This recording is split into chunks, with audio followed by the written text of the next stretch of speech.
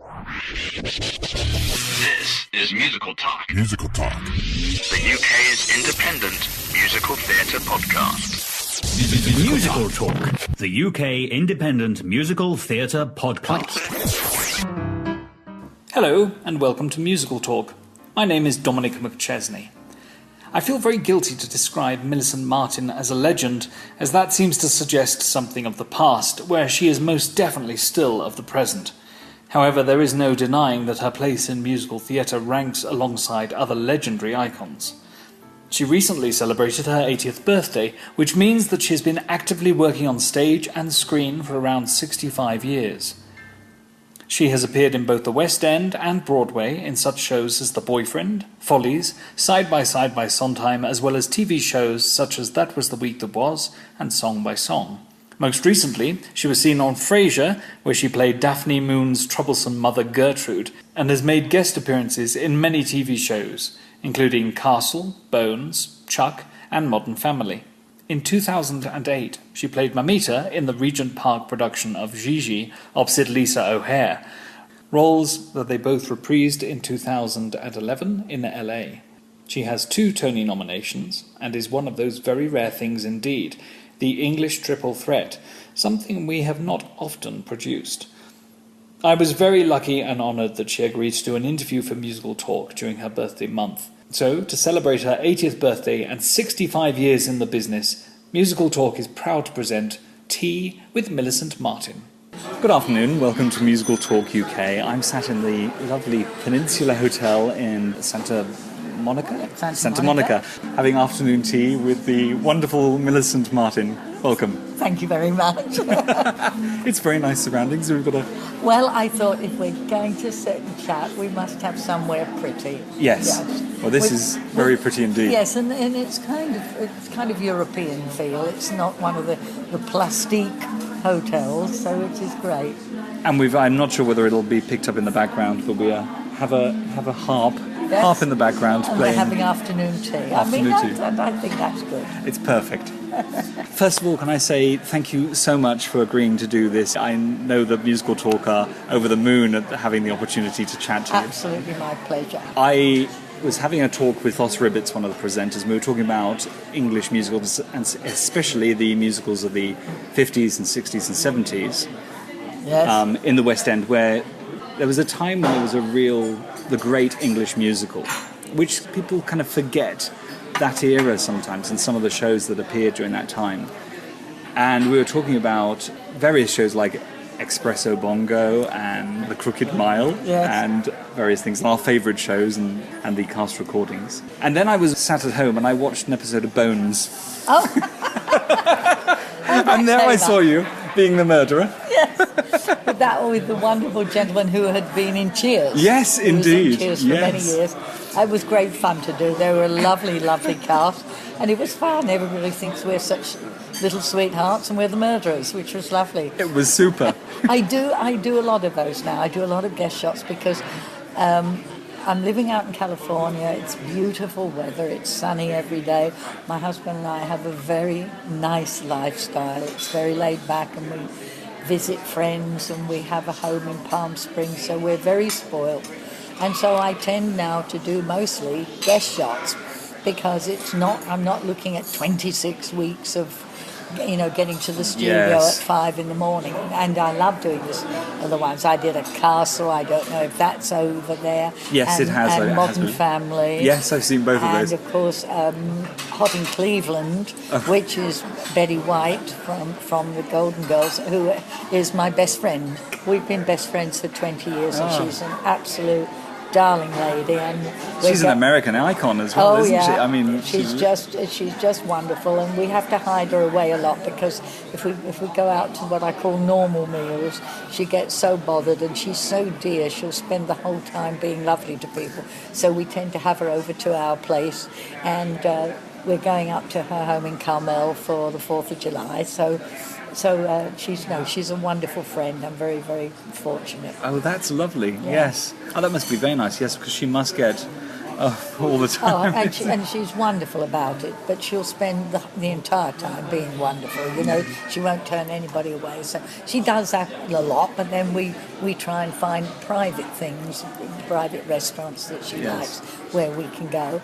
And it was my 80th birthday, June 8th. Congratulations. Thank you. My husband said, "Oh, I'm going to give you a big party for 80 people." And I said, "Oh, no, don't," because I said, all will happen is they'll walk in, I'll say, "Hello, lovely to see you," and I'll never speak to them again in the evening. So he said, "Okay, well, I'll give you 10 tables of 8 dinners." And I said, "Well, all right, 8 or 6 is like that." So the first one was Betty White, with Robert Wagner and Joe St. John, who are very close friends. Yes. And our best friend down in Palm Springs, Jill, and Mark and myself, and we went to a place called El Cielo, which is an outdoor restaurant with all the sparkling lights and things. It's just lovely. So I've been doing that. So my husband's given me a birthday month. So of nice little intimate dinners where you can concentrate on the people and Sheena really Easton, celebrate. who is like our daughter, she calls us Mum and Dad.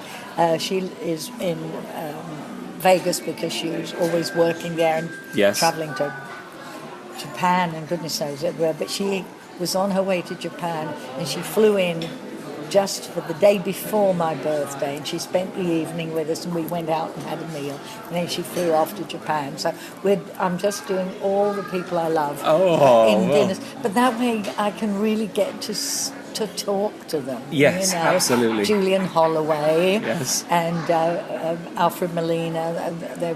We've had all these lovely evenings, so it's been great. Well, I appreciate that you've taken one of those days. I feel honoured to. No, so it's fun. It's fun. And also, I'm happy to meet you because, of course, I got a letter from my wonderful niece, Kelly. Yes. And she was the one that told me about you. So how did you meet her? Well, I moved down to Brighton and I got a job at the Sussex Arts Club just as a barman. And Kelly was working behind the bar at the time as well. And we just got talking and I told her, I said, I've just left drama school and I'm a jobbing actor. Yeah. And we were sat at the bar one day and she said, "Oh, my auntie does a bit of acting like this, you see." And I thought, because I'd had this conversation with quite a few people in Brighton, is like, some dear on the amateur circuit, you see. Like end of the pier. Yes, end of the pier. And I kind of went, "Oh, that's nice." And she went, yes, may know her name. And I was like, "Oh, yes, what's her name?" And she went, "Oh, Millicent Martin." And I fell off my chair. I was kind of like in complete awe. So, because, I mean, for me, we'll mention it a bit later on, but for me, certainly growing up, my special treat every week was being allowed to stay up on a Sunday night and watch Song by Song. Oh, how lovely. So, of course, I was very familiar with that was a very good show. It was a nice show because great. What I liked about it is it gave people a little bit of knowledge about these wonderful composers, absolutely, lyricists that you really don't know much about. No, it educated people, and they say they know they like that song and they like that song, and then they find out it's written by the same people. Yes, but that's fun, because then you've got something that means something, not just a song here and a song there. You realise that there's a style that you love. Yes, exactly. Because in America they have a great tradition of touring theatre. Oh, yes. Most big cities in America have huge theatres and auditoriums and things. It's very arts-oriented, America. I'm sorry that England, the lovely little theatres in the little towns are all sort of fighting to stay open because here it's a huge business, and you can go on tour for a year and a half. Yes. And you're still hitting big towns. I mean, you're not doing the little villages. You're still hitting really big towns that have fabulous theatres and stuff. And it's a shame we don't have it there, because whenever an American talks about plays and classics, they always say, well, of course, the British do it best. because of the actors. And we should do. We have the actors, but they should have somewhere to be able to go. I mean, a few years ago I came over, Michael Rose, the lovely producer, did Chitty, whom I adore. He sent me this play called Cemetery Club, which had been done on Broadway. Oh, yes. And he said, it's going to be a tour. And I said, great, I have never been on tour. In all my career, I had never been on tour. I'd gone and done a panto, maybe in Birmingham or summer season in Bournemouth, but I'd never done a tour. And to go around all the theatre in Bath, and just one in Stratford and Oxford, and see those and the Oxford Theatre and the hotels in Oxford are just beautiful, and the theatre's lovely. We had the best tour. We did Chichester. We actually played the Chichester stage. They managed. They said to them, "Well, ours is a little proscenium," and they said, "We don't care, please. We'll fit it in." And we sold out. It was wonderful. Now you did that with. I did that with Anne Charleston. And Judy Cornwall, and that was great. So that was lovely and it was lovely to see the theatres. I did enjoy. I mean, some of them made me want to cry, but at least I saw them. Right, because of the state of them, you mean? Yeah. So, pantos help the children become theatre lovers, but the mums and dads kind of need to push them a bit, I think, to go to the theatre more. It is. They say that a lot of children are really lacking in their schooling and things because there's no arts in it. They're not taught music. There's no singing. There's no plays and painting. If you don't have the arts, you're not going to have rounded out people. Absolutely. Those arts are terribly important for children because what it does is it gives them, which Betty White says is the most important word in the world, it gives them curiosity. Yes, absolutely. Stephen Sondheim said, now that he teaches, he said his great joy is to watch the curiosity of the children. Yeah. And if they don't have that, if they come home from school and do their homework and that's been a horrible day and they just want to play, there should be something going on in the school that just gives them great joy. Yeah, absolutely. And and sadly, I mean, it is sadly, but it does seem like the arts are one of the things that get cut very, very quickly. All the time. And it's one of the most important things for a healthy mind. Yes, I agree. Because, you've got to have that stimulation and it's not going to come from... There's got to be something better than trying to work out problems about things. There's got to be... So you're not working the brain all day long. There's something that's working the soul. Yeah, yes, working the soul. That's a very, very good way to put it, I think. Yes, that is true. Now, what about your childhood, if I may ask, with the beginning of theatre? Did you go to the theatre as a child? Were you taken? I don't remember going to the theatre, but I remember that I don't know why I wanted to dance. Maybe I heard some music or something. But at the age of 3, we lived in Romford. Yeah. So I'm an Essex girl and proud of it. How dare they make fun of it. So I went to a lovely lady called Edna Bull. I went to her school of dance. She taught ballet. Yes. And I went there when I was about 3. And after a while, she said to my family, I think the child has talent. So she said, I suggest the Italia Conti Stage School.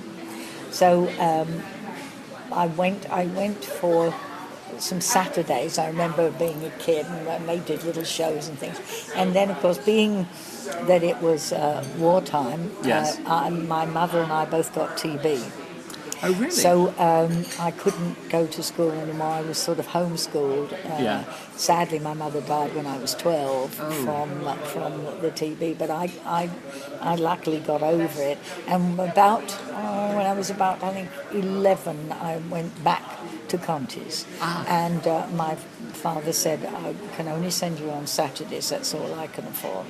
And I went, I think, for about a term, and then Italia Conti, who was a wonderful lady, said she saw talent in myself and a guy called Anthony Newley.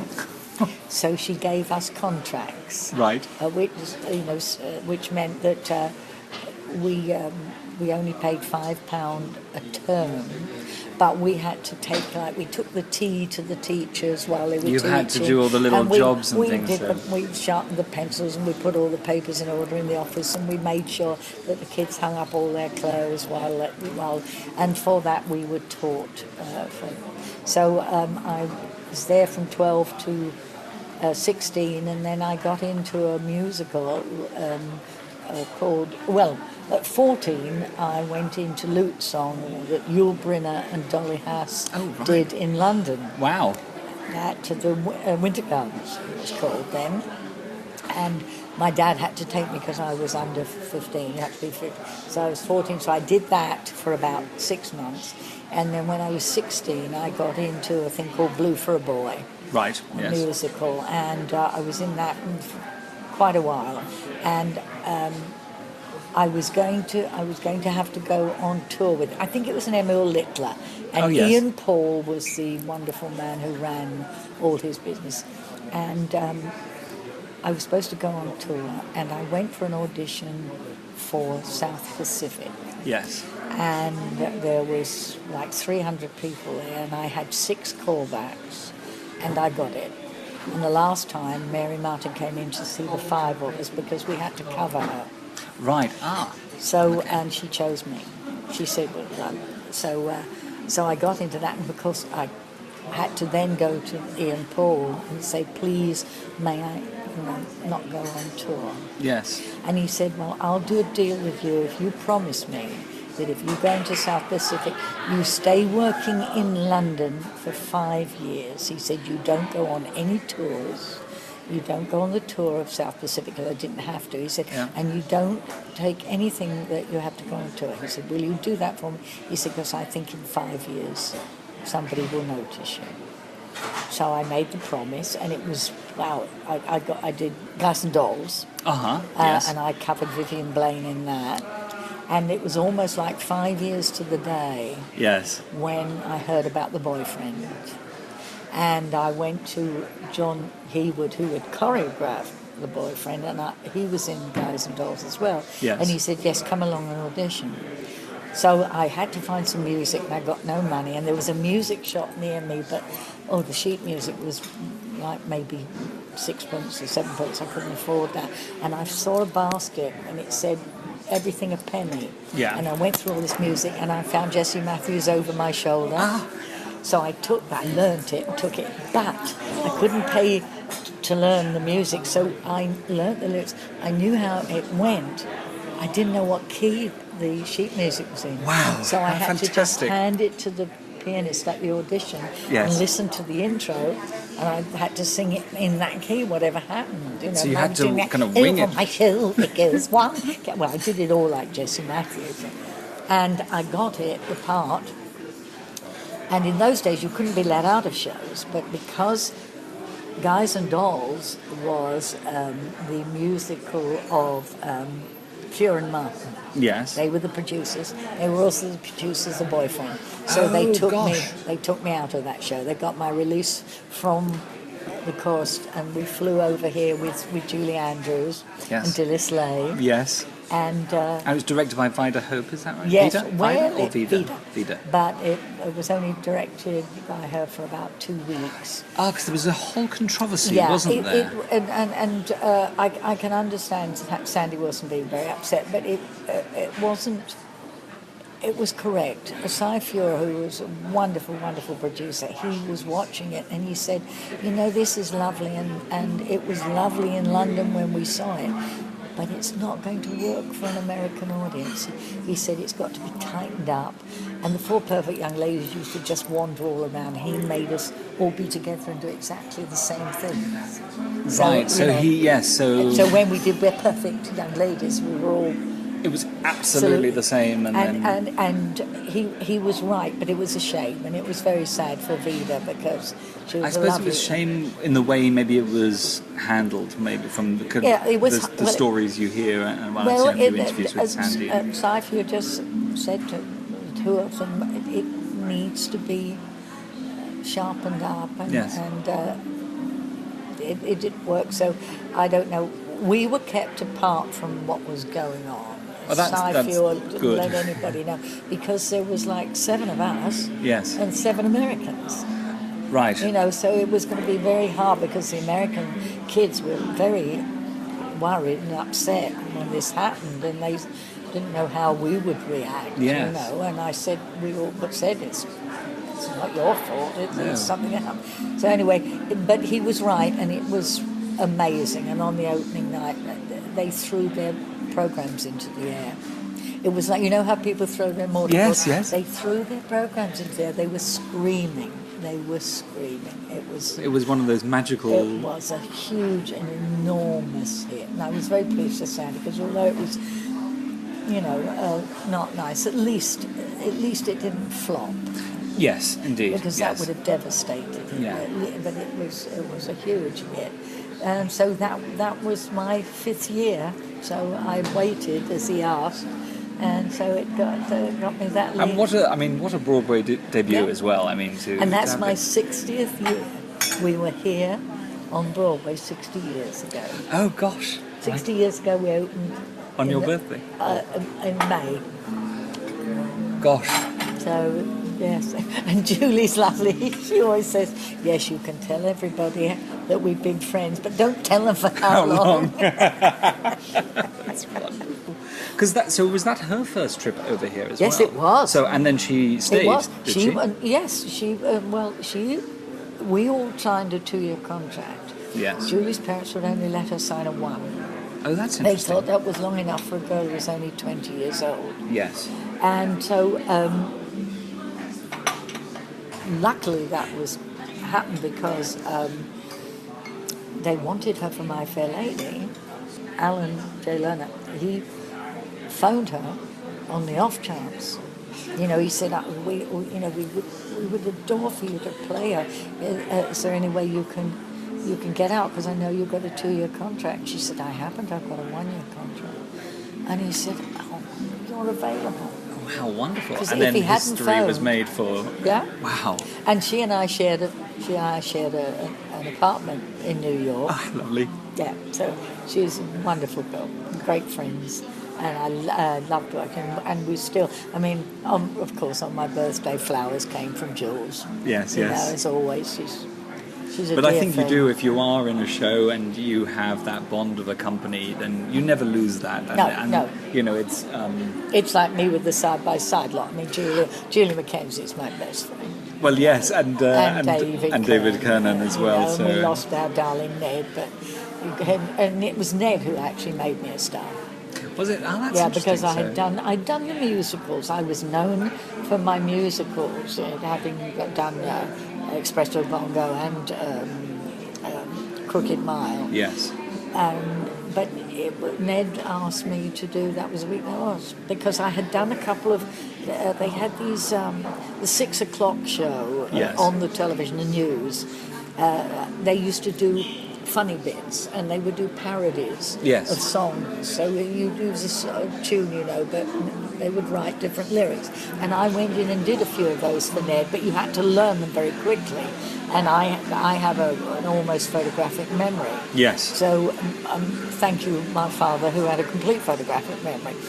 I did those for a bit, and when he was putting together, that was the week, he realised that he needed somebody who could learn songs, and especially the opening song, very quickly every week. Yeah, because it had to be topical, so it was written They were putting stuff in on the Saturday at 6 o'clock in the evening. I had to learn. Now, the opening number was always the same tune, but it was the week's things that had happened. And the chap who wrote that was Herbert Kretzner, who wrote Our Man Crichton. Who wrote Our Man Crichton, and then did a little thing called Les Mis. Yes, that was quite successful for him, wasn't it? So, well, I heard that there was an interview with him recently, I think, and there was talk that Our Man Crichton might get a little revival. It's a wonderful show. It was such a lovely musical.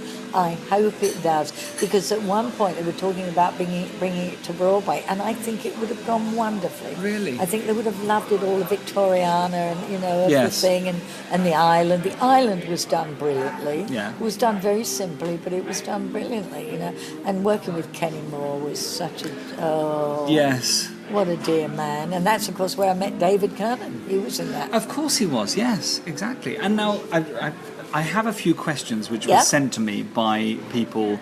Actually, this was very interesting. It actually links to Espresso Bongo as well. And this was which was asking that because Paul Scofield and Kenneth More were both really actors and not singers. Yes. So he was wondering, how did that affect the show? Or was that some sort of spin-off from... Because Rex Harrison had been so successful in My Fair Lady. But that was... we were before Rex You were Harrison. before that. Yes. So this was... I mean, I actually don't... I know Espresso Bongo. Yes. But I don't know the cast recording of Armand Crichton, unfortunately. It's a nice one. So have a listen. So It's I a will very... do. It's a and very, very... scene-wise, how was their voice? I mean, Well, Paul Scofield's great. It but was... he's got It was... character and... It was great. Kenny Moore sang very nicely. I mean, Yes. and the character didn't need for him to have this huge... There was David Kernan with his wonderful voice, and Yes. we had a couple of other people. Patricia playing. Lambert as well, didn't you say? Patricia Lambert. And Watling, Dilys Watling. Watling. And so we had plenty of voices, and Yes. you know, I got a big belt voice, so that filled that area. So Kenny was lovely, and he was so.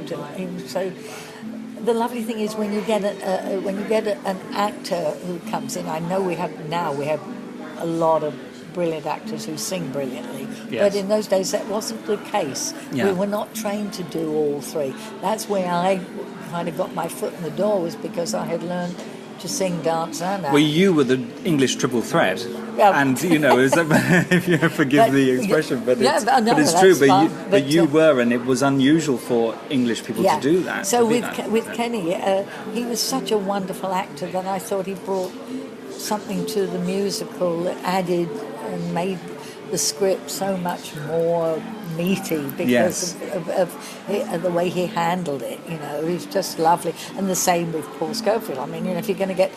it was so funny, when I was doing The Boyfriend, I stayed with a friend over here, Paulette, and she always, you know, she played the maid in The Boyfriend. Oh yes, Broadway. Hortense. Yes. Hortense. And she was very into British actors. She knew everybody. You know, and so when I got this part, I phoned her and I said, I'm doing a musical with somebody you like. And she said, who? I said, I'm working with Paul Scofield. She said, in my whole lifetime, I would never have put you two together, ever. She said, I never think there would be anything you two would do. So, and Paul was wonderful. Really? And he knew, I mean, when we were doing the first read, we were all sitting around. It was the Cadbury people, so Mr. Cadbury gave us the reading at his house. So we were sitting there, and they put me next to Paul. I tried to sit somewhere else, but they didn't know. And I sat next to Paul, and I was really nervous. And he bent over to me and he said, I've never done a musical before. You will help me, won't you? And I was so insecure about it, I believed him. And I said, oh, yes, I will. And then I thought later, what a sweet thing to do. That's brilliant. That's just so nice that somebody had that. Yeah. Yes. No, I you know, luckily with them, I just think they added to it. Yes. With their talent. Oh, that's very good. That's just so nice that.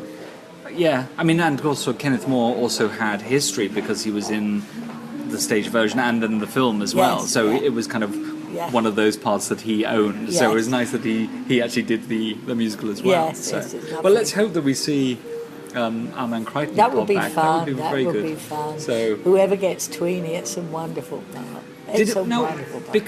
It was very different because they obviously adjusted the story to make Tweenie much more of a. Well, yes, she was kind of the troublemaker. Babe. She was the cheeky one. That he really liked her, but he'd have to keep her in check, you know. So his whole thing was Tweenie, right? Yes. And then of course when they get shipwrecked on the island, Tweenie and he are the only two that know how to do anything. So they become the king and queen. They become the king and queen. Right. But there was one song was very fast and very wordy, lovely song. And one night Noel Coward was in, and I thought, and I had done a show, one of his shows, and I thought, oh, if I go wrong on this, you'll never hear the end of it. You know, and the lyrics I can only remember a little bit is, every time I try to be proper, I come kerplump and hell of a cropper. I haven't the grace to save me face at all. Like every night with the cooking in the kitchen, the squalling and bawling and binding and bitching will carry right through to the master in the hall. But I tries, yes I tries, till the tears come to me eyes, and I tries like the devil to do me level best. Yes I tries, till I damn nearly dies, 'cause I want to be a lady like the rest. But it was double that speed. Oh my goodness! Wow. And the curtain comes down. I'm in my dressing room and I hear footsteps coming up the stairs. And he goes, "Where are you, you clever girl? I heard every word, every word." Wonderful. Oh my goodness. Yeah, oh, that's lovely. It was wonderful. He sent me beautiful flowers and everything. So, you know, and he's just... Yes. That's what I love about the business. You get, being in the business, you get to meet the people that you just are crazy about. Yes. I mean, there are some I am fantastic... absolutely wild about Benedict Cumberbatch. I think he is... Isn't he incredible? And I was at a BAFTA tea thing, which is, you know, the English BAFTA, and I saw him there and I thought, I'm not going to miss out on this chance. And I thought, he won't know who I am, but I'm just going to go up. And I went up and I said hello. I said, my name is Millicent Martin. And I told him, I said, I think we are so lucky to have you, because you have given show business a real shot in the eye. Absolutely. And he said, you have such a kind face. He said, you remind me of my mother. And I said, Wanda Bentham. And he said, you know my mom? And I said, yes, I had met her. And because I thought she was lovely. And he put her and his father in one of the episodes of That's Sherlock. right, of Sherlock. And they I play his looked mother. at her, and we do look alike now. We do look alike now, so I was very pleased. But that's the fun of being in the business. If it's people you really admire, Yes. to be able to just tell them and to see them. Yes, you know. yes, absolutely. And there are some people who are, coming up, and suddenly he's brought a whole new generation to the arts. I mean, he really has. Just wonderful, just mesmerising. Oh, I have a question about the Crooked Mile.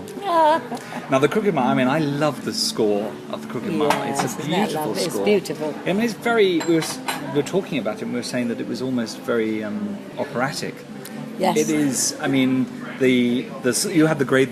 fantastic songs, Horticulture, which is hysterically funny. I'm the girl with the superior wisteria. Yes.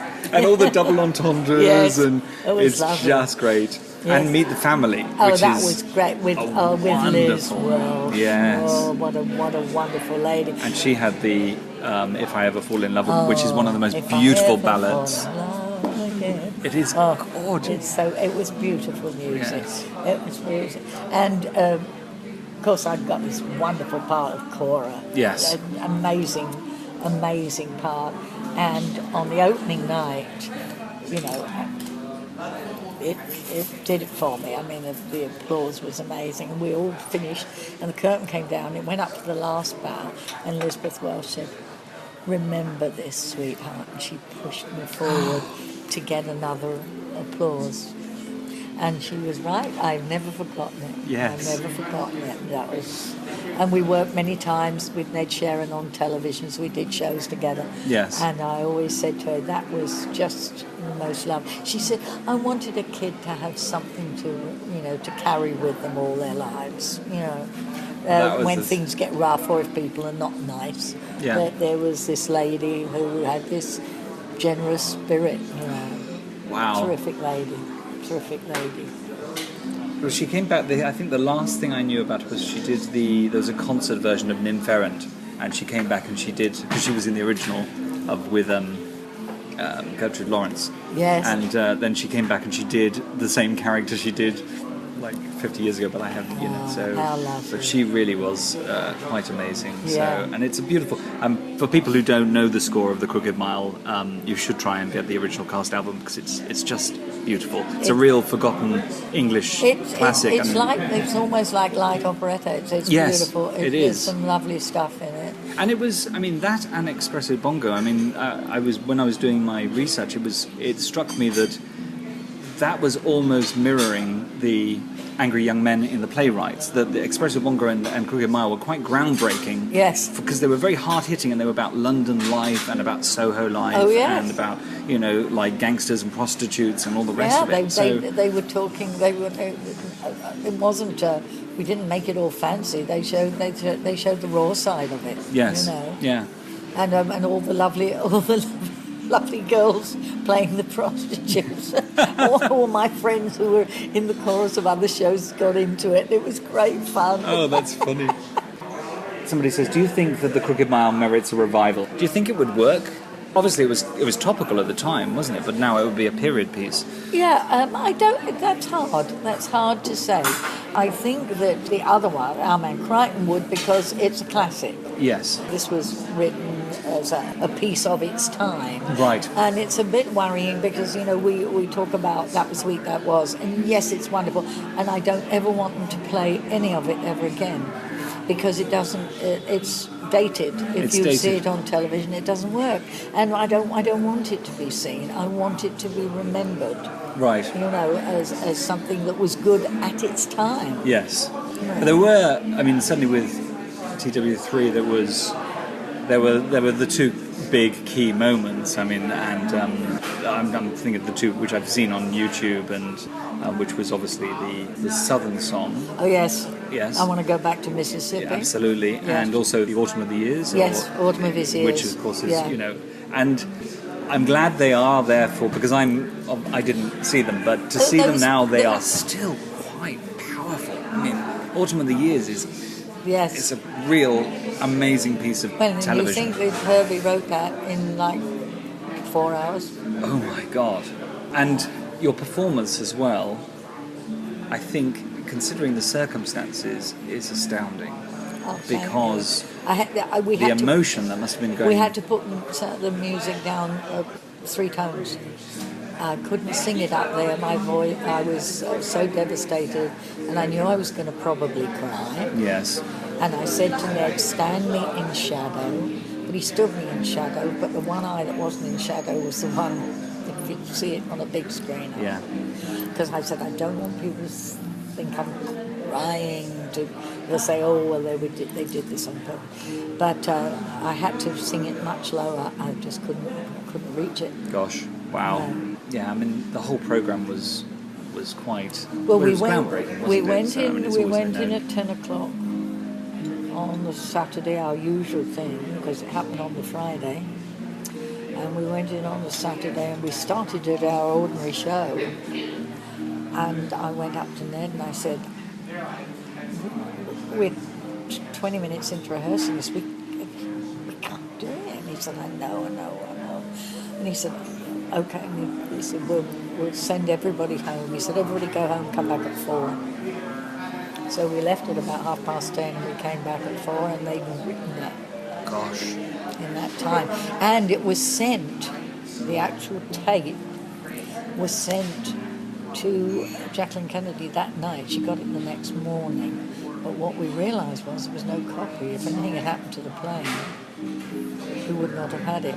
So it arrived and she quickly made because I think Ned phoned them to the office. We need copies of that. They quickly did about 6 copies and sent them back. Gosh. But she put us in the congressional records. We're in the congressional records really? of America. Wow. Yeah.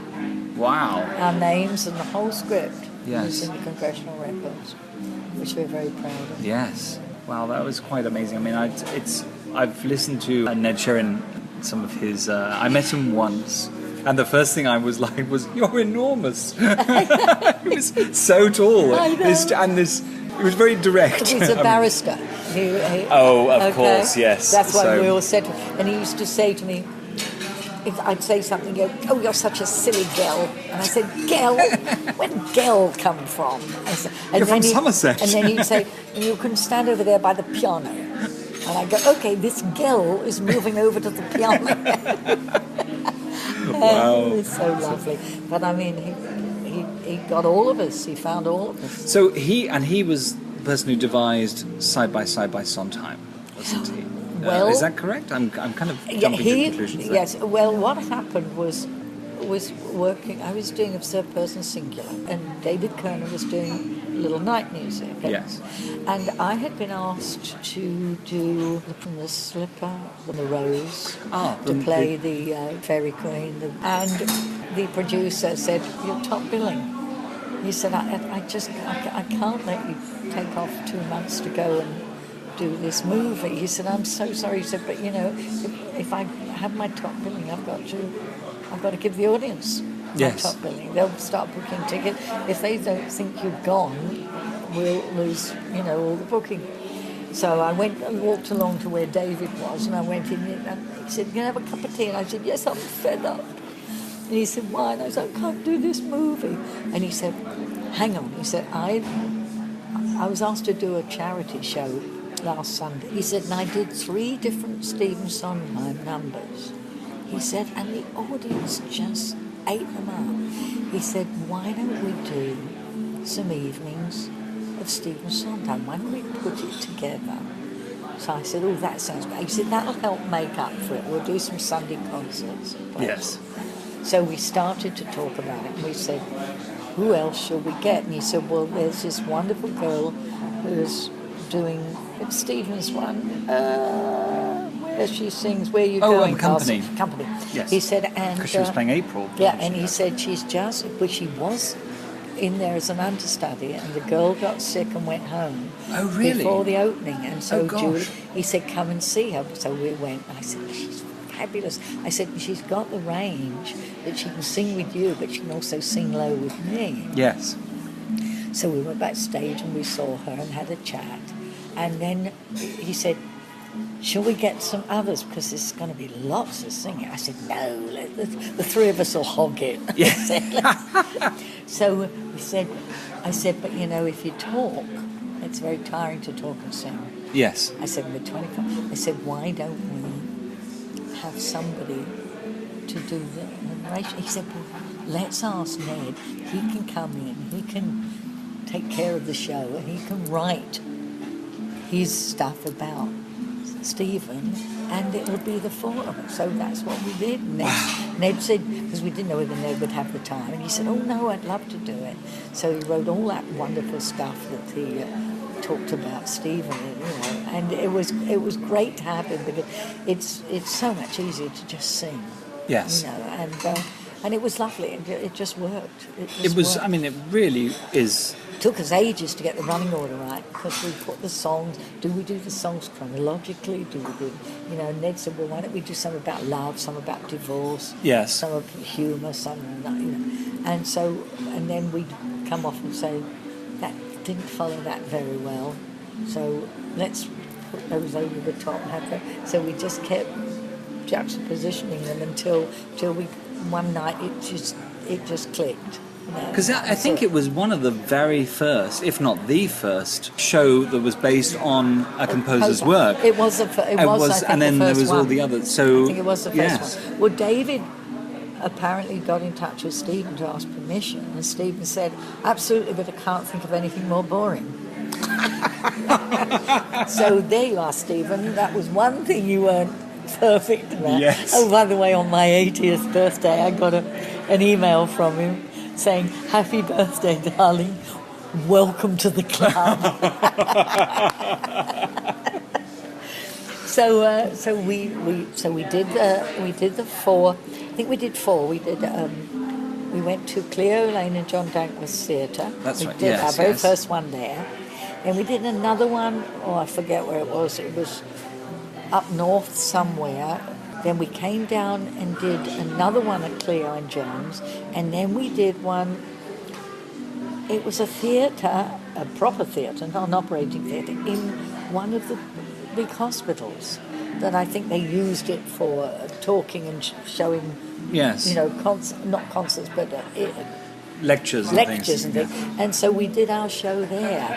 And of course what happened was the gay community caught on to it. We had this wonderful audience at Cleo and John's, and they all told each other. And by the time we opened at this theatre in London, it was packed. It was absolutely packed solid.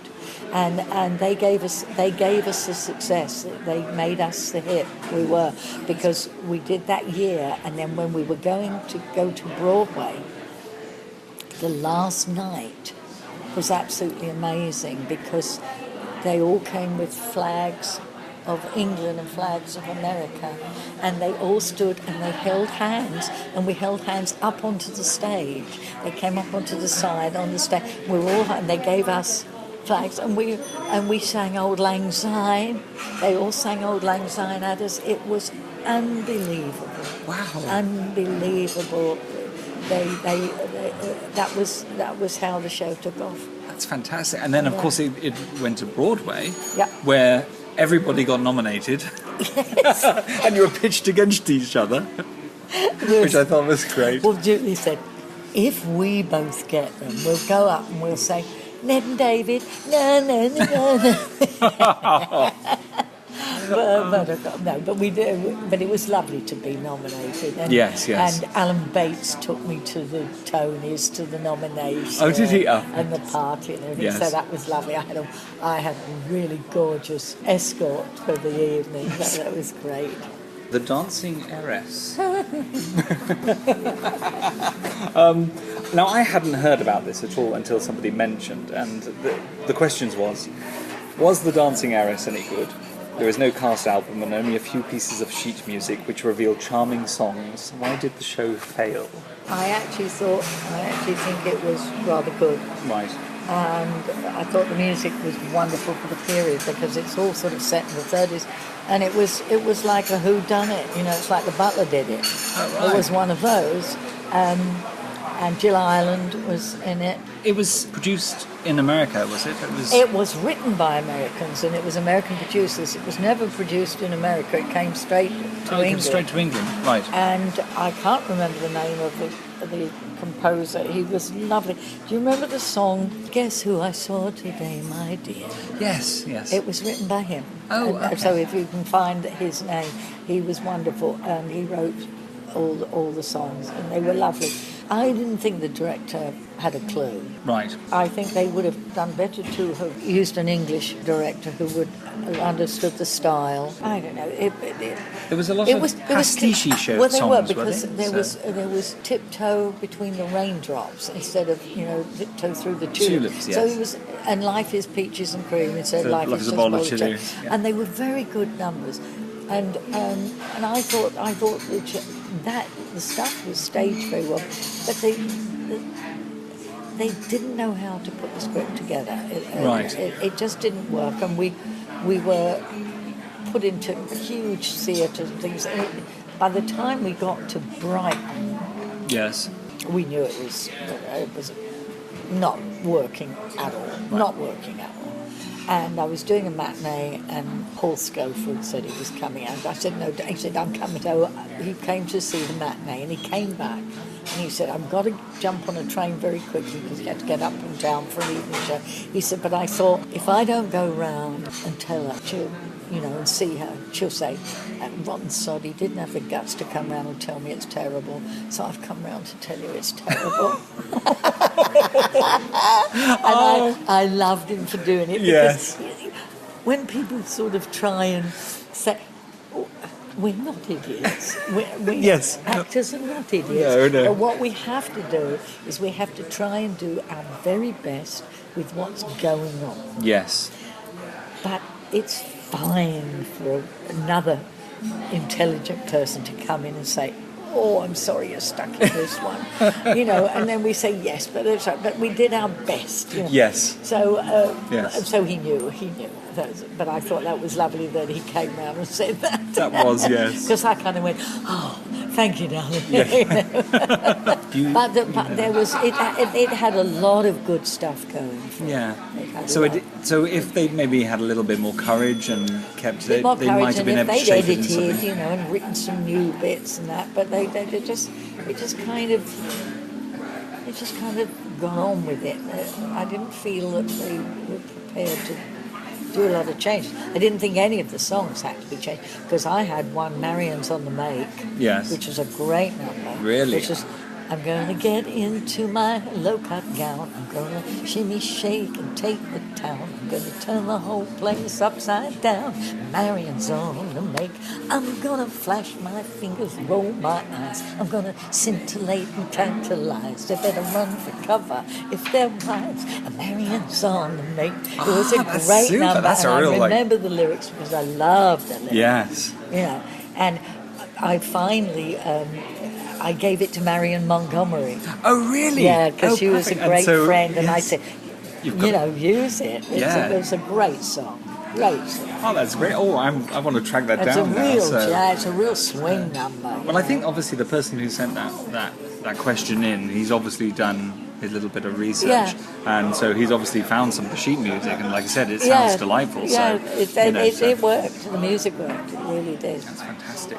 Funny, we mentioned before, but Anthony Newley, Yes. because you were at Conti's together, and you were both doing the little odd jobs in order to And both pay your way. Cockneys, both Cockneys. Oh, both Cockneys? They said at one point they said we're a bit worried about you, the Cockney's accents. You're never going to get anywhere with a Cockney accent. Because in that time, if you had a Cockney, you only ever played maids and butler and well, like what yeah. they said, maids and toilet attendants. when they had the, well, you don't, but they used to have toilet attendants. Yeah, no, I do remember. So You know, if you had to yeah, put so- a penny in, Yes, and that's they'd right. give you change if you had Yeah. So that was it. You know. That you were chosen to do the film version of Stop the World, I Want to Get Off, yes. which I saw. I have, there's one little clip on YouTube, which Yes. there's a couple of little clips, Yeah. And it's wonderful to see that, and it's typically Yes. English, It, which is a it- lovely number. It's a great didn't show. quite work because our producer, it was the first time they were using multi-camera for a film, Ah, right, okay, and yes. he chose not to tell any of the actors that camera one was running all the time, and so he then edited it to his specifications, but we had been directed to do the performance for the three cameras. So what happened was it was very disjointed, and like we'd be looking in the opposite direction because we were looking towards camera 3 and he'd still got his camera 1 running. So very strange. it was very distressing that he took what was a wonderful show and chose to manipulate it like that. Yes. But it was lovely to work with Tony Tanner. Yes, He's yes. such a delightful Who's an man. LA resident now, isn't Yes. he? So, yes. I haven't seen him in many years, but he's just wonderful, and I love doing it. But and Tony, bless his heart, I said to him, when I'm typically English, there's typically Russian, and then typically German. Yes. And I said I find the Russian and the German a bit close. I said, do you feel like writing another one? So he wrote typically Japanese. Yes, that's right, and that's specifically in the movie film, version. That's the only in the movie. Yes, right. to have a different thing, so we could have a scene that was different. Yes, yes. And so he wrote that. Bless his heart. I'd forgotten that. The last time I went to see him at, he was doing a cabaret, wonderful old restaurant and cabaret place that's on Regent Street, and I can't remember the name. It's all red seats and everything. But so I went to see him, and I went with a guy called Mark Curry. Do you know Mark? Oh, Curry? yes. And I was doing Noises Off with him, and he said, "Oh, I'd like to come." I said, "Now, Tony's not been well." I said, "If his voice has gone a bit and that," I said, "I don't want you to sit there going, oh. I said, "I want to go and really enjoy him." And he said, no, I would love to. And we went. We had the most wonderful time. He was stunning. But the intro was what broke me up. When they do the drum roll, and he did his own intro. Ladies and gentlemen, he said, tonight we are thrilled to have writer, singer, actor, composer, dancer, bon vivant, Anthony Newley, of whom Joan Collins once said, "Next." That was his intro for himself. That's wonderful. Oh my God. Oh, because Tony used to write our end of term shows Oh, did he really? at Conti's. Oh. Yeah, and I did one song, and I cannot remember it. The only thing, I can only remember the title, which was, I remember the little bit of melody, why must I always be the lonely second fiddle in the love concerto? And that was one of the first things he wrote. Wow. Isn't it So that's my Tony, and of course we were so thrilled when he got Oliver Twist. We were all so proud of him. Well, I just watched him recently in Vice Versa, and he's in it with Petula Clark, and of course their kids. Oh, and he's incredible. I mean, he really was the most amazing talent, and so... No, lovely. Heading back to 1975, you did The Card with Jim Dale. I did. I think it ran about 6 months. Okay, so I thought it should have done a bit better. yes, I thought it should have run a bit longer. it got revived. It got revived later, but I think they cut a lot of the original music. Yeah. That's Cameron Mackintosh's favourite show. And Is it really? He redid it. Yeah. Oh, that's why. Ah, right. Because now, was that the first time that you'd worked with Cameron, or Yes. right? That was So- yeah. And then Well, no, the number I did was his favourite number, not it was White his Kid favourite Gloves show. or Leave No, Leave Me. I'm going to be moving on. Oh yes, of course, yes. That's, That was that's a it. great That number, was his isn't it? favourite number. It's a real power ballad sort of musical comedy power ballad. So. Yeah, it was lovely working with Jim. Yeah. And he's great. I went to New York a few months ago, and every time I go, I see him, and he's got this one-man show now. Oh, let's have lunch. We went to a restaurant called Fiorello's, and we sat right at the back in a corner, and he told me about the one-man show he was writing, and he sang me a couple of the numbers, had me on the floor. I mean, he is so funny, and the stuff is so good. And it took him a long time. I think it took him about a year to get it together. Yes. And I just saw a review. I don't know where he did it, but it is absolutely amazing. It's absolutely one of the best things he's seen in years. And that's on at the moment. So. I don't know. I think he just did a couple of special evenings. Right. To try and test the waters and see whether I hope he does. I want him to bring it here so I can see it. Otherwise, I've got to go to New York again to see it. But he's such a talent. Yes. And let's hope that the show we see more of that and it kind of takes off. He's lovely. He's lovely. That was wonderful. Well, so he did The Card, and then of course he went on to do things like Barnum.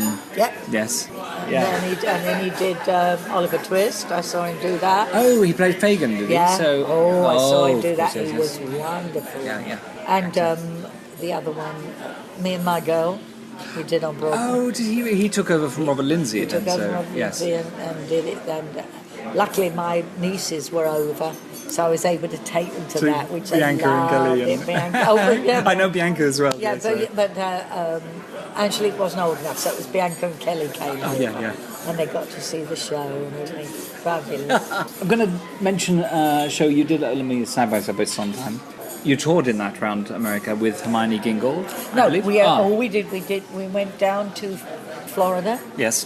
And then we came straight to Los Angeles, and we did it for 3 months. Right. They did a tour afterwards, but I didn't do it, and neither did Hermione. Okay. So we just came in and we did 3 months here, which was a huge hit at the Huntington Hartford Theatre. Yes. Huge hit. We added an extra month because it was so good. And that's where I met Betty White. She and her husband, Alan Ludden, who is sadly lost him a long time ago, but he was...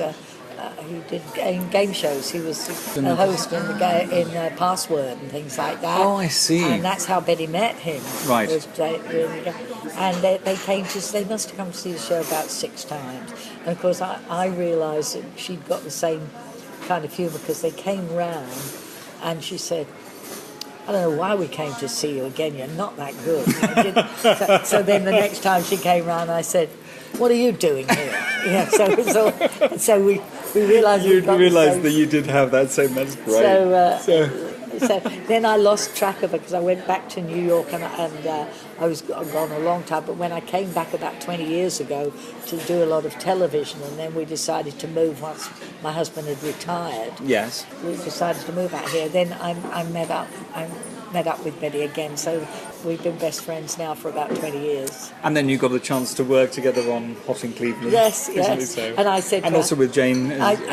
Jane Lee. So, yeah. When I came to see the show before I did, I was sitting in the audience, and they said cut on something, and Jane looked up and went, "Mummy," Lovely. which is great. Yeah. And so I said to Betty, that was very sweet of you, and she said, "What?" And I said, "The guest shop." She said, No. She said that was her lovely agent. He read it and said, "Oh, we'll put Millie in it," which is lovely. So it was lovely to work with her. Yes, absolutely. Great fun. Everybody said, the two of you are just sitting there screaming with laughter all day. My husband and I see her probably, hopefully, once a week if we can, or once every 10 days. And we go with this one special restaurant we really like. We go there, and it's table in the corner, and we talk and laugh. And every time when we leave, she said, "Isn't it a shame we couldn't find anything to talk about?" I mean, we never stop.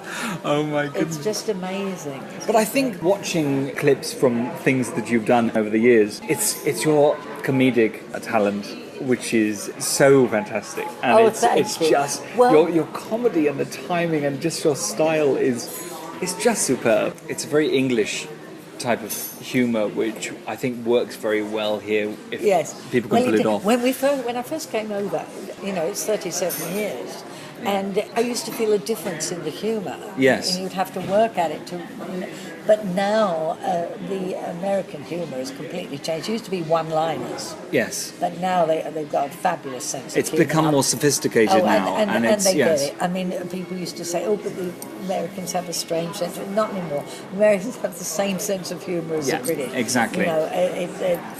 Because it's all melded together. It's like, Yeah. You stir it all up, and there it is. Yes, exactly. And that happened because I was singing a lot, and then I had to have a throat operation about 25 years ago. Okay. And I could still what I call perform. Yes. But I would not take on. I did take on one musical. Whatever happened to Baby Jane? Oh yes, which I saw in Brighton. So. Oh, you saw the concert. Well, version. then we did it over here as a musical. Yes, in Houston. In Houston, yes. Wow, you do know you. So, and it was a wonderful part to play, and it had 14 numbers, and I sang them very well and enjoyed them. Yes. But because I thought, I don't know how long with an operation the voice is going to last, and it forced me to do more comedy. I then went into the comedy thing and didn't do so much musical stuff, and it was a blessing because it got me into the comedy side, which I'd always loved. Yes. But I tended to, always want to sing. And so, but you'd done a lot of comedy when you'd had your own television series, hadn't you? When you'd had Millicent, because you had all the sketches. I love that. But then after that, I didn't do any. Comedy shows kind of went out, especially comedy shows with music. Right. Over here, there was nothing musical on. Absolutely nothing on television that was musical. Oh really? Was this so? This was the period when it stopped here, yeah, because they did have the Carol Burnett show and all the rest of it. There was a big chunk of time and 25 years when really? No musical, and then it suddenly started to come back onto television again. So it was good for me because it pushed me into the comedy, which turned out to be the thing I loved the most. Yes, because I'd love to do Sweeney Todd, I'd love to do that, but I don't know. Yes, yeah. You get to a point where you find the thing you love the most, and I found that's the comedy. Yes.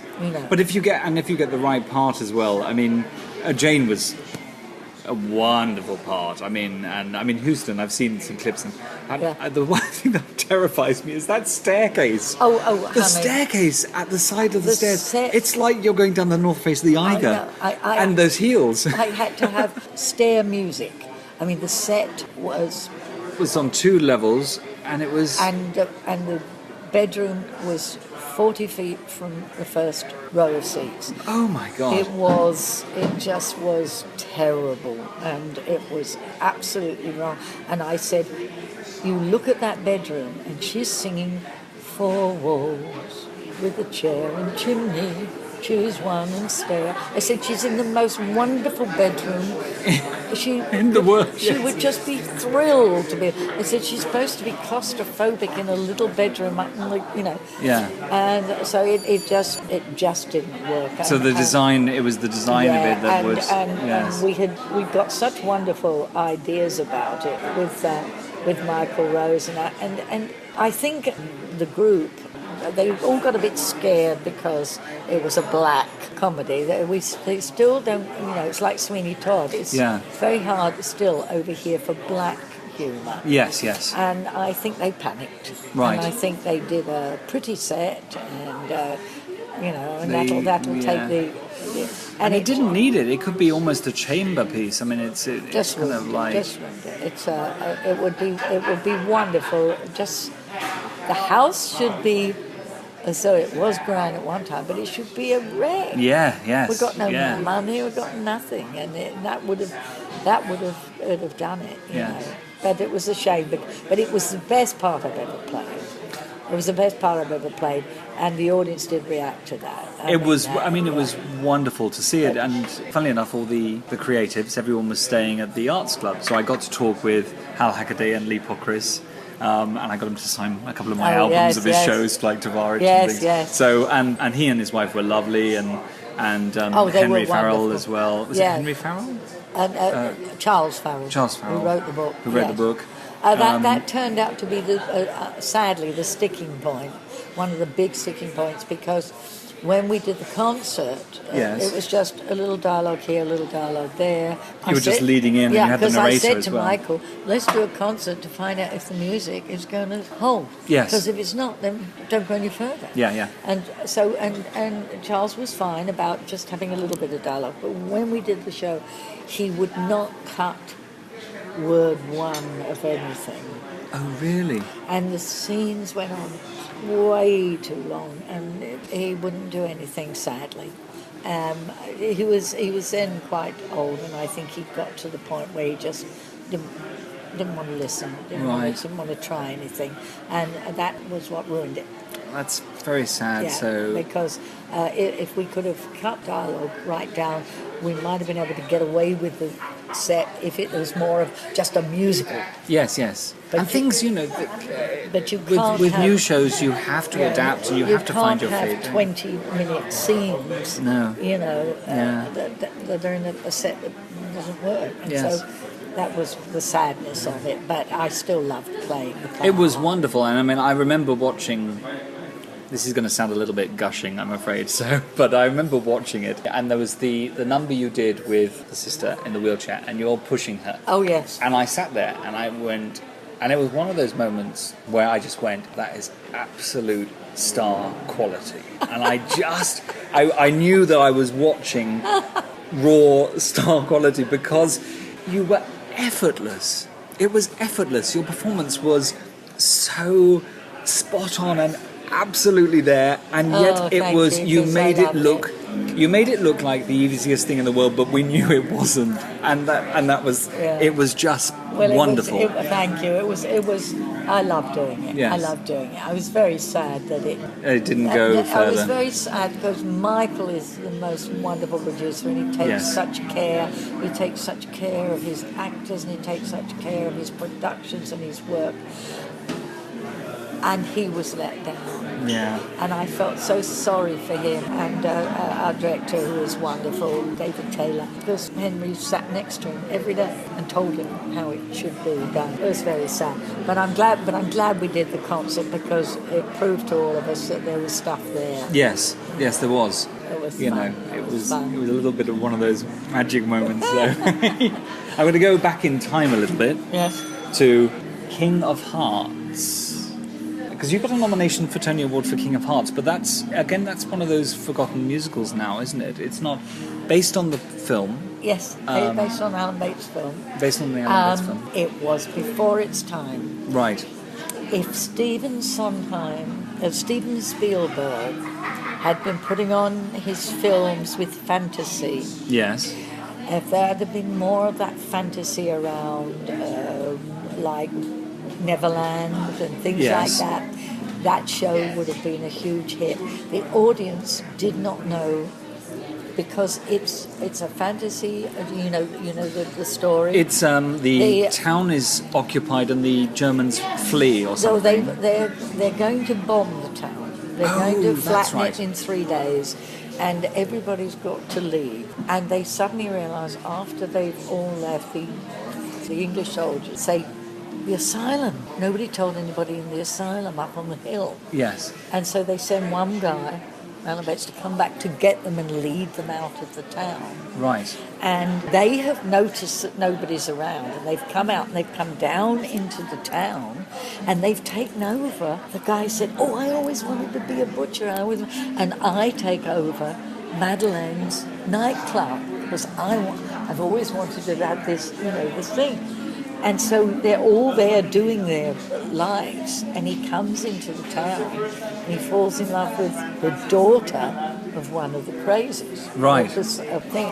And he finds out, he instead of leading them out, he finds out where the bombs are.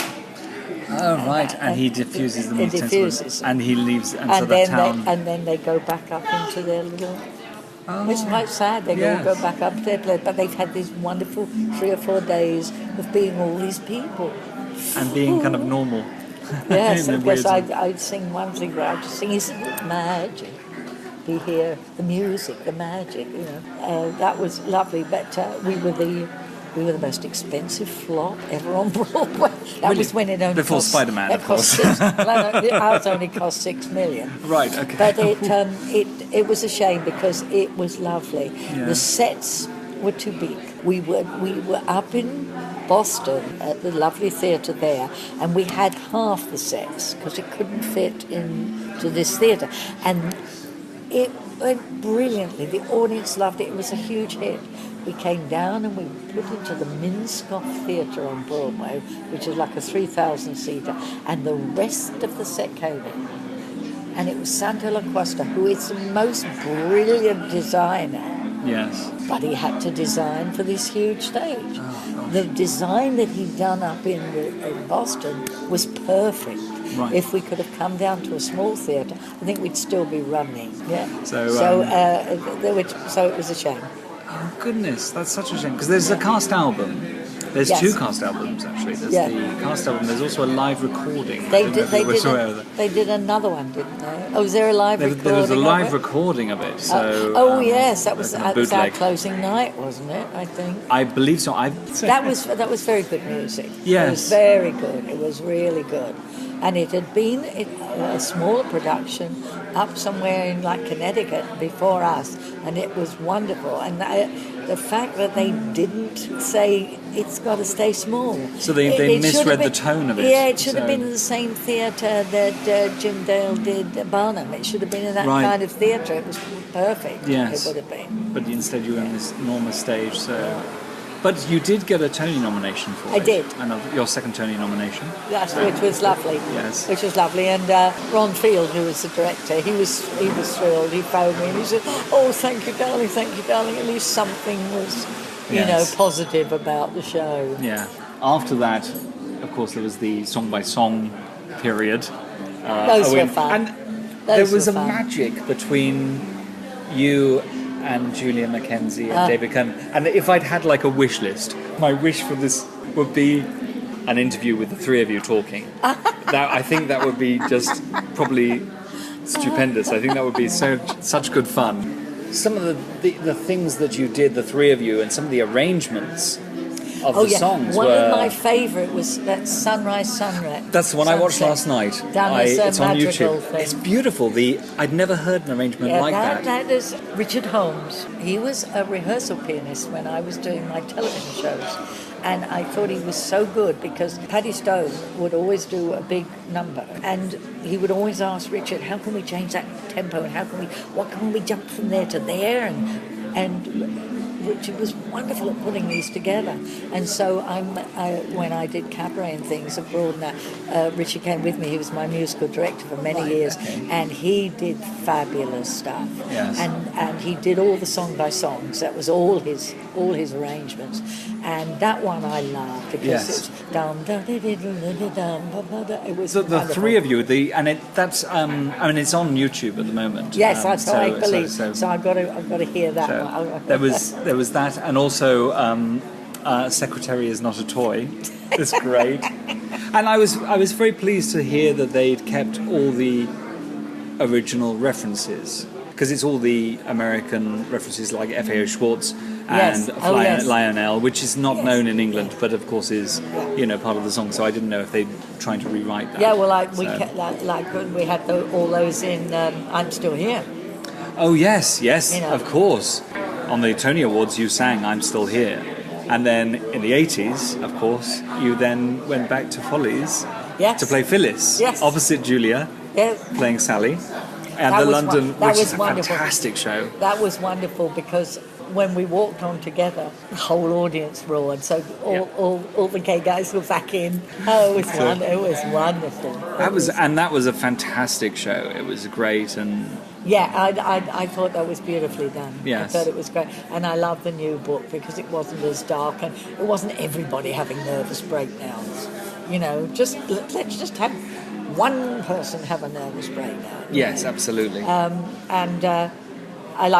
loved Country House. That was a very hard song and I loved doing that. Yes. Because there was no downbeat. All you heard was...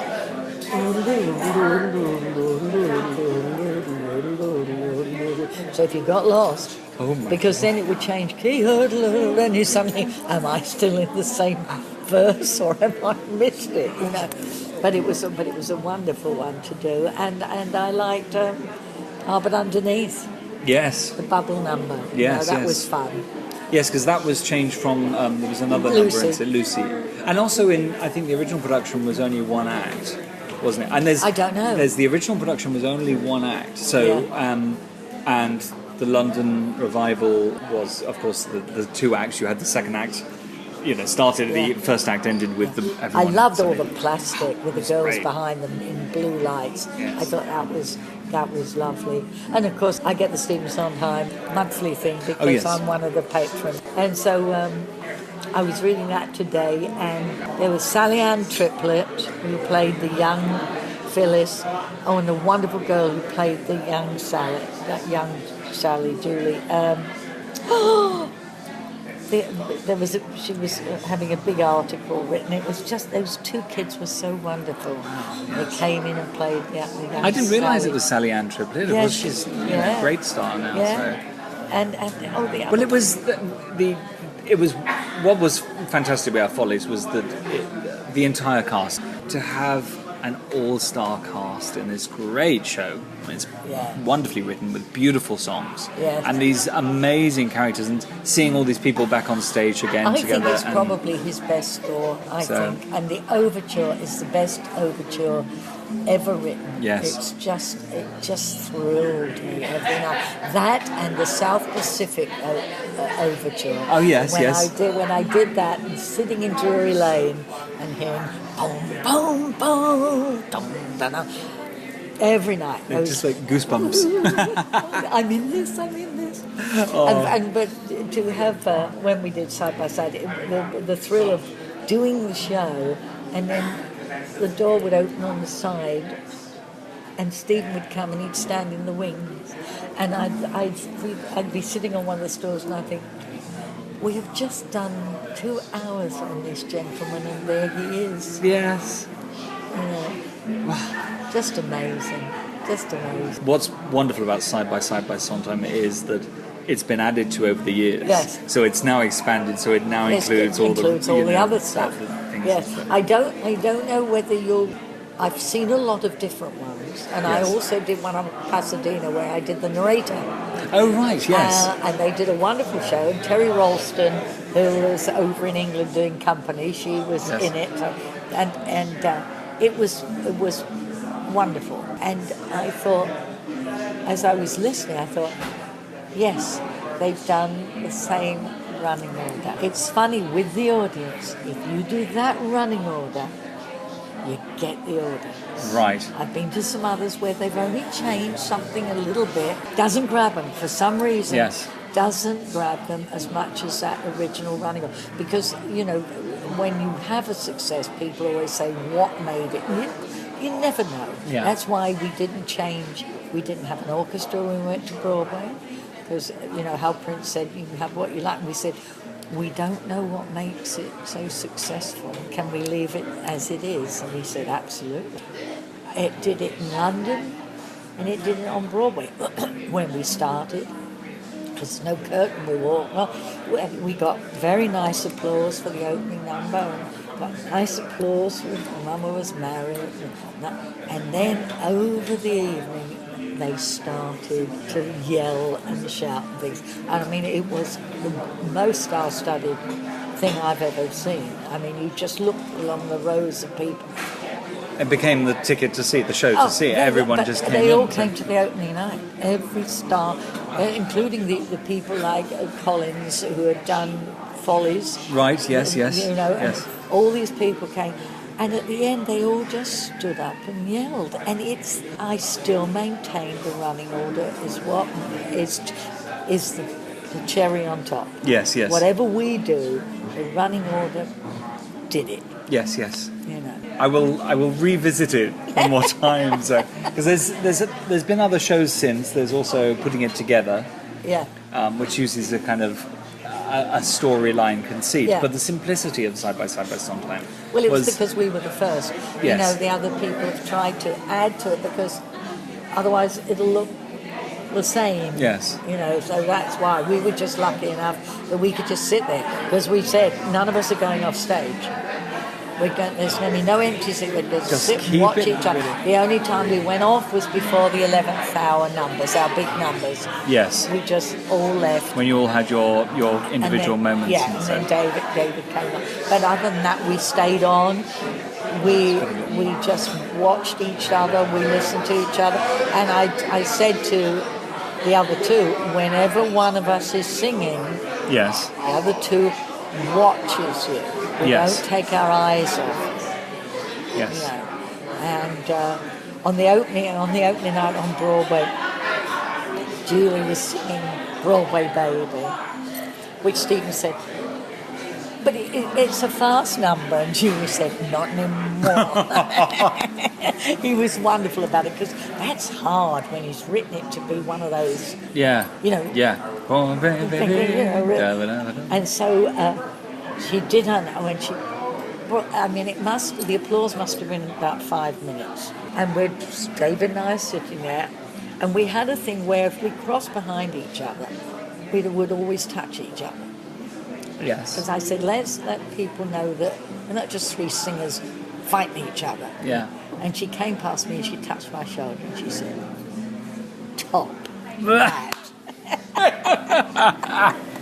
How wonderful. So I said, wait until I'm still here. That's great. But that's what's so clear from Song by Song is the chemistry between the three of you. And there's a moment, there's the one where you could drive a person crazy, and you know you've got David Kernan in track. Yes. So doing that. And then a few years ago, you did You Can Drive a Person Crazy Yes. with Leah Salona and Maria Friedman and Ruthie Henshaw, Yes. and the four of you on stage. And that was wonderful. We did that for Hey Mr. Producer. Oh, is that what it is? Cameron's big right. charity. Yes. And that was lovely because they phoned and said, come on over and join in. So I said, oh, okay. So I came in and I worked with these three young people with me at the end. But that's why I did that. The low note. Oh, but that low note is wonderful. And the head snap round. That was great fun. Yes. That was great fun. Yes. Also, Julie arranged that whole thing. Oh, really? Yeah, she put that all together. That's fantastic. Yeah. Did you ever see Honk? I've never seen Honk. She directed it, didn't she? Well, with the two boys, they Well, they've this whole appeared many times on this podcast. They're lovely. And they're so lovely because they come over every so often because they're working with 2 American writers. So I see them whenever they come over. Yes.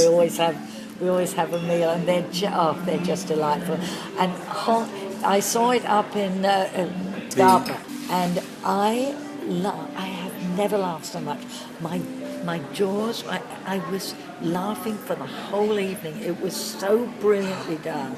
It's my favourite little musical ever. I remember when they were starting out, because I grew up in Devon, and they used to do shows at the Northcote Theatre, and they did Just So there, and they also did one on about Tutankhamun. But yes, I think it was just called Tutankhamun.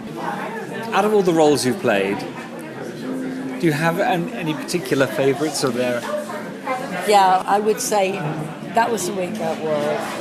Yes. Side by Side. Whatever Happened to Baby Jane. And the One Woman Show. Shirley Valentine. I loved doing Shirley Valentine. I did Shirley Valentine for about a year. Oh, really? I did like 3 months and then time off in 3 months because it's very tiring. Yes. I did it in Philadelphia and San Francisco.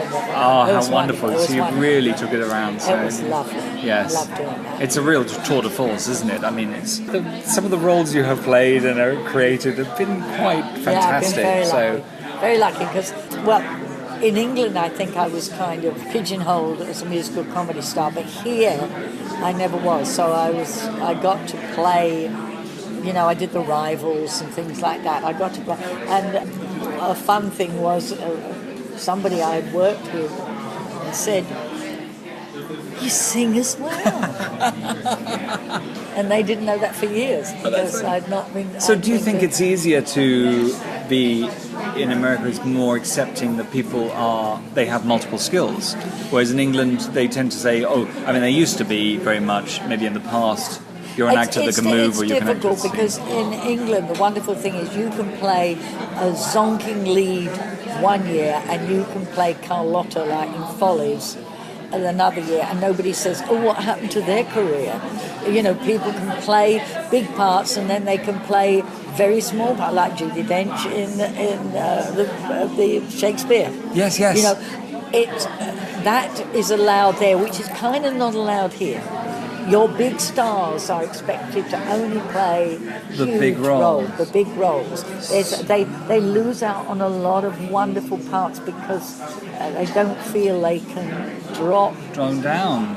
So that's why you get some of these big stars in the big Broadway shows, and then they suddenly don't work for ages because they're not getting these parts that are equal to what they've played. That's it. That's terribly sad. Yes, it is. But what you can do is as long as you're playing leads or whatever you're playing, you can jump around. Yes. You can do a musical, you can do a play, you can do a film, you can do a television show. Yeah. Halle Berry's doing a television series. Yes. So they don't say, but we are of the theatre. You can do that, but it's an entirely different thing because there was a lovely film actress that they wanted to put into Nine to play the glamour lady. Yes. And her, I forget who she was, but her managers talked her out of it because they said there's too many people in it. You're not the lead. You're not the zonking great lead. So. That's such a shame. I like Nine, but I wasn't a big fan of the film version. So what? I wasn't a big fan of the film version. It was a bit of a mess compared to the stage show. Nobody's going to commit suicide over him. No. I'm sorry. I think he's lovely in some things, but that's not that. They should have had Antonio Banderas. Yes. He should have played it. It would have changed the whole thing. Absolutely. Because to me, he was like a producer, and they were all after him because he was a producer. Yes. No, they were all after him because he was the sexiest thing on two legs. Yeah, yes. That's what makes the women what they are. Yeah. And it's got to, something like Nine has to be based on passion. And it's got to, and it was just, it kind of missed the point a little bit. Yep. So, bit of a mess. But I can't wait for Rob Marshall to do Into the Woods. Hope he does I something. am actually very excited about this, and there's a lot of... Yeah, because I was so upset about Sweeney Todd. They took every bit of humour out of that film.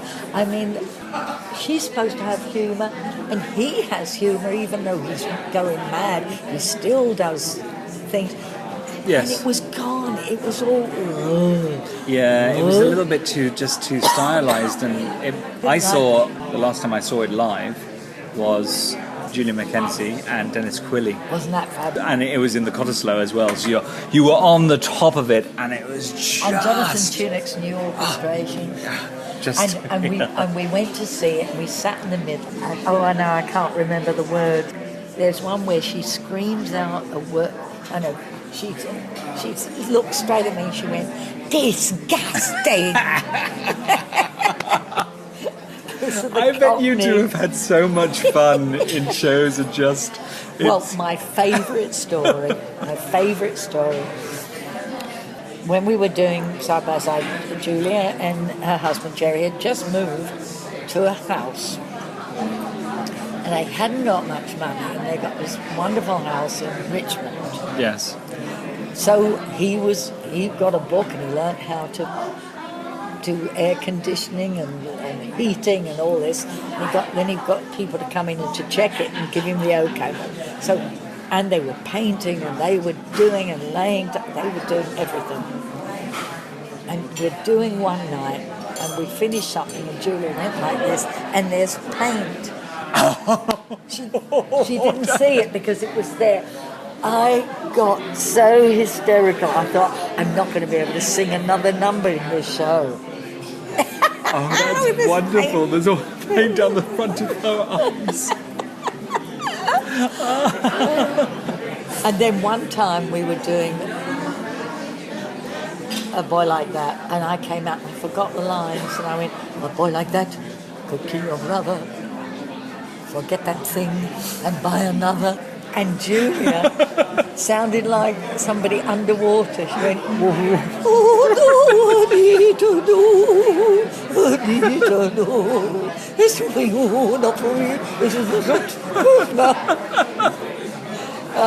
Stephen was out there, and he came back and he said, I don't mind you going wrong, but don't rhyme it. Because then he'll get... That's very funny. That's great. Oh, how wonderful. Millicent Martin, thank you so much for a wonderful afternoon. Thank you. Got amazing, wonderful stories, and I hope one day I have this wish. Maybe one day we will somehow be able to get you, David, and Julia together. I would love that. I think that would be hysterically funny and wonderful. I don't know how you'll get through it. I have no... We may have several hours left. I would feel sorry for you, but we'd have a wonderful time. It's been lovely to meet you, and it's been lovely to talk to you. Thank you so much, and I would recommend people to visit your website. Thank you. Which is MillicentMartin.com. MillicentMartin.com, and you can listen to you singing I Never Do Anything Twice. Right at the beginning. Wonderfully, I have to say. One of my favourite. That was when we did it at the Barbizon. Yes, when the Barbican. Stephen was supposed to come over and he fell and he hit his head and I think either that or he got an infection in the ear and he couldn't travel, he couldn't fly because he was supposed to be over there. Right. That was a wonderful. That was a celebration concert for him, and then, what a shame. But that version of it is one of my favourites, and it's just the delivery. There are some wonderful things on YouTube to see of your career over the years. Oh yes, including every episode of A Bird's Eye View. I couldn't believe they've re-released it. Yes. I hope you've been on to getting your royalties. Well, the most wonderful man who did that was Sheldon Leonard, who was the producer, who was in every old movie playing a gangster. He talked like that. He got this wonderful voice. Very, very bright man. And he had a vocabulary that one time he said a sentence to me and I didn't understand any of it. And I said, I'm sorry, John, you are so bright, but I didn't understand one word of that. And he said, oh, I am sorry, Millicent. I will reiterate. Apologies for the rather abrupt end, but every time we reached a point where we were going to stop, we ended up chatting again. Hopefully, one day we may see revivals or even lost musical concerts of Espresso Bongo, The Crooked Mile, or Our Man Crichton. Until then, at least we have the great cast albums. And if you don't know them, please search them out. There's some real forgotten gems out there. I would also recommend the book A Tanner's Worth of Tune by Adrian Wright, which is available on Amazon and gives a great insight into the history of the English musical. My great thanks to Millicent Martin for taking time during her birthday month to chat to us. It was a wonderful afternoon. And thanks as well to Mark Alexander and also to Kelly Martin, who helped make this happen. Please do look up her website, www.millicentmartin.com, and also check out the many videos on YouTube of her performances over the years. Happy birthday, Millicent!